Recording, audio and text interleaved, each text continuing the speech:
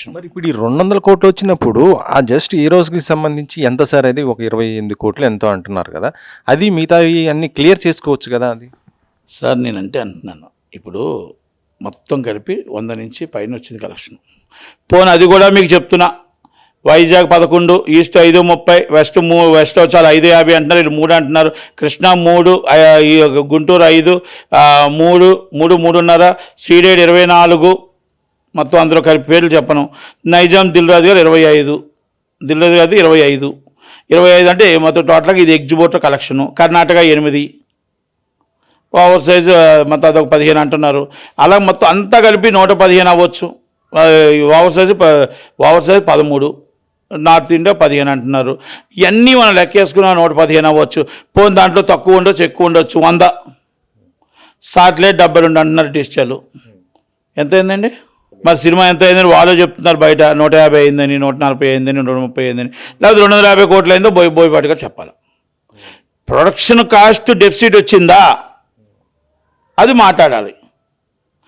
లేదు ఇదే సినిమా మీకు ఎంత అయిందో బడ్జెట్ హీరో డైరెక్టర్ గారు చెప్పాలి. మరి వాళ్ళు చెప్పిన ప్రొడక్షన్ ప్రకారం 150 అయింది అంటున్నారు. అంటే ఇంకా డబ్బులు మిగిలాయా? అంటే ఇక్కడ ఈ సినిమాకి ఇబ్బంది లేదు కదా.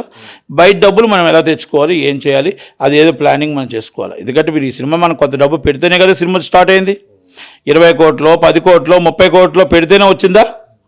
మరి అది మీరు పాత బాకీలు మీరు సెట్ చేసుకోలేరా? ముందుగా ప్లాన్ చేసుకోలేరా? ఇది ఒక హీరోని ఇబ్బంది పెట్టడం, డైరెక్టర్ని ఇబ్బంది పెట్టడం, ఆ ఫ్యాన్స్ని ఇబ్బంది పెట్టడం, ఎగ్జిబిటర్లు ఇబ్బంది పెట్టడం, డిస్ట్రిబ్యూటర్లు ఇబ్బంది పెట్టడం, ఇండస్ట్రీ అనేది తీవ్ర నష్టాల్లోకి వెళ్ళిపోయింది.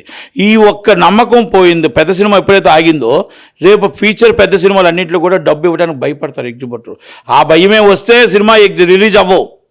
ఎందుకంటే ఎగ్జిబిటర్ సినిమా ఇస్తే డిస్ట్రిబ్యూటర్కి వస్తుంది, డిస్ట్రిబ్యూటర్ ఇస్తేనే ప్రొడ్యూసర్ రిలీజ్ చేయగలుగుతాడు. ఇవన్నీ చైల్డ్ లింక్ ఇది. మరి దాన్ని మనం ఈరోజు ఈ పరిస్థితిని ఇండస్ట్రీ కూడా ముందుకు వచ్చి ఇండస్ట్రీ పెద్ద మనుషులు రావాలి. వచ్చారు ఈ 3 రోజులు దిల్రాజు గారు వాళ్ళను. మరి వాళ్ళ వల్ల ఏమీ కాలనట్టుంది, చేతి తీసినట్టున్నారు. నాకు తెలియదు. మరి సినిమా రిలీజ్ ఆగడం అంటే ఇంకా చాలా దారుణమైన విషయం. అది కూడా బాలయ్యబాబు సినిమా ఆగడం. అభిమానులు అక్కడి నుంచి కదలట్లేదు. అభిమానులు వచ్చి కన్నీరు పెడుతున్నారు. అభిమానులు మా హీరో సినిమా కుట్ర చేశారంటున్నారు. అభిమానులు మా హీరో సినిమా చూపించండి అంటున్నారు. ఎగ్జిబిటర్లు సినిమా పోస్టులు మార్చలేకపోతున్నారు. ఏ షో ఉంటుందో తెలియని పరిస్థితి, ఏ షో ఎప్పుడు వేస్తారో తెలియని పరిస్థితి. రోజుకి డెమరేజ్ వస్తుంది. సినిమా రిలీజ్లో షోలు పడక నష్టం వస్తుంది. ఆ క్లారిటీ ఇవ్వట్లేదు, ఈ క్లారిటీ ఇవ్వట్లేదు. డబ్బులన్నీ కూడా ఎగ్జిబిటర్ల ద్వారా, డిస్ట్రిబ్యూటర్ల ద్వారా డబ్బులు తీసుకొని పెట్టుకున్నారు. ₹1, ₹2 కాదు, 100 కోట్ల రూపాయలు పెట్టుకొని మీరు ఈరోజు పరిస్థితి ఏంటి?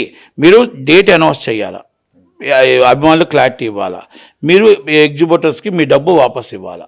రిలీజ్ డేట్ వేస్తే అది వాళ్ళు రిలీజ్ డేట్ పడింది అనుకోండి, ఓకే, అది ఎవరి ఇష్టం వాళ్ళది. లేదనుకో డబ్బులు వాపస్ ఇవ్వాలా.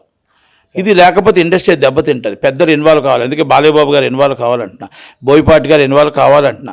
బాలయ్యబాబు గారు పెద్ద మనసుతో అభిమానులు బాధను చూసి, అభిమానులు ఎగ్జిబిటర్లో బాధను చూసి రిక్వెస్ట్ ఏంటంటే ఆ సినిమాని రిలీజ్ చేసేటట్టు, దగ్గరుండి మాట్లాడేటట్టు చేయండి. ఫైనాన్స్లో కూడా నా రిక్వెస్ట్, మీరు అన్నీ తెలుసు, ఆయన ఈరోజు ఇంటర్నేషనల్ ఉందని తెలుసు, ఇది ఉందని తెలుసు, అప్పులు ఉన్నాయని తెలుసు, అన్నీ తెలుసు, మీరు అప్పిచ్చారు.